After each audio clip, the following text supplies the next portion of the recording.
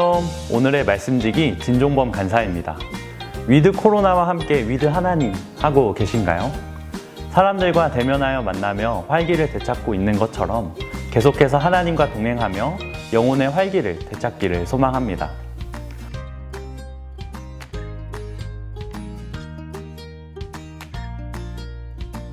오늘 본문 말씀에는 낯선 환경에서 미디안의 두 왕을 뒤쫓는 피곤한 상황에 떡을 구하고 활기를 회복하고자 하는 기드온의 모습이 보입니다.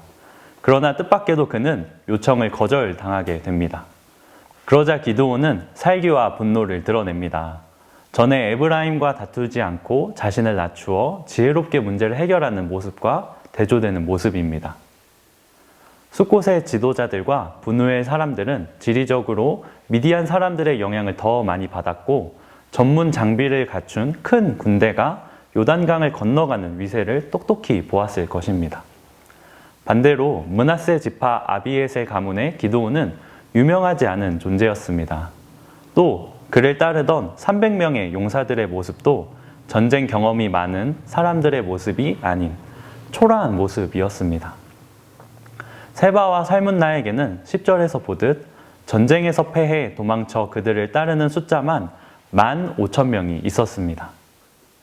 숫곳의 지도자와 분우의 사람들이 보기에 기드온 일행에게 떡을 주는 것은 자신들의 평화를 깨트리는 일이었습니다.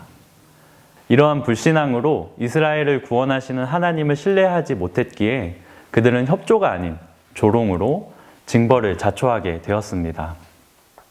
사실 앞서 나온 전투는 하나님께서 온전히 승리하게 하신 전투였습니다.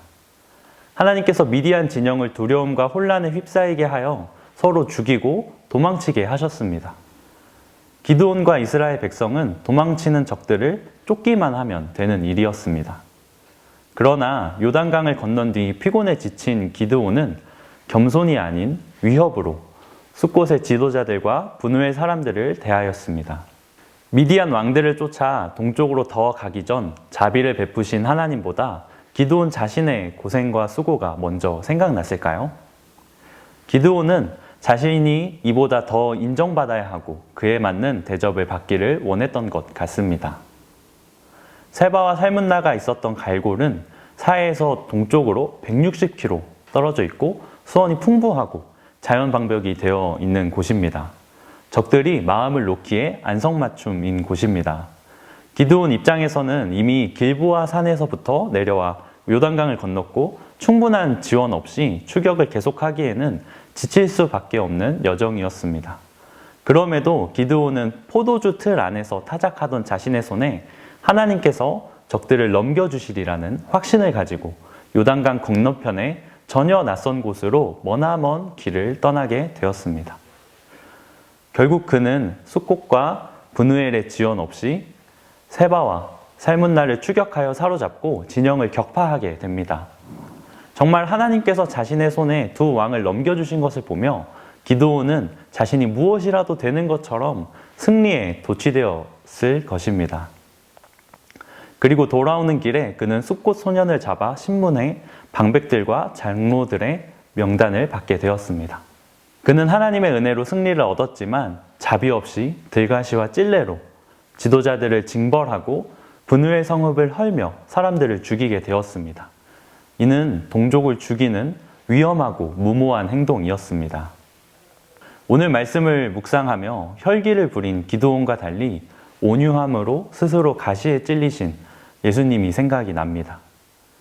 예수님은 기드온이 경험한 것보다 더욱 멀리 본인에게 가장 낯선 환경으로 오셨고 늘 피곤함과 배고픔과 목마름에 줄이셨습니다.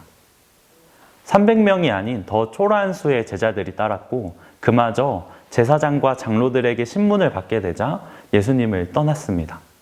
그러나 그분은 죽음에서 부활하셨고 온 인류를 죄와 죽음에서 구원과 영생의 길로 인도하셨습니다.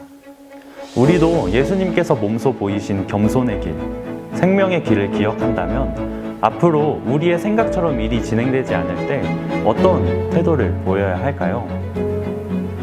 어떠한 상황 속에서도 겸손히 하나님께 영광 올려드리며 이웃을 사랑하는 삶을 살아가는 저와 풍삼 독자 여러분 되기를 기대합니다. 감사합니다.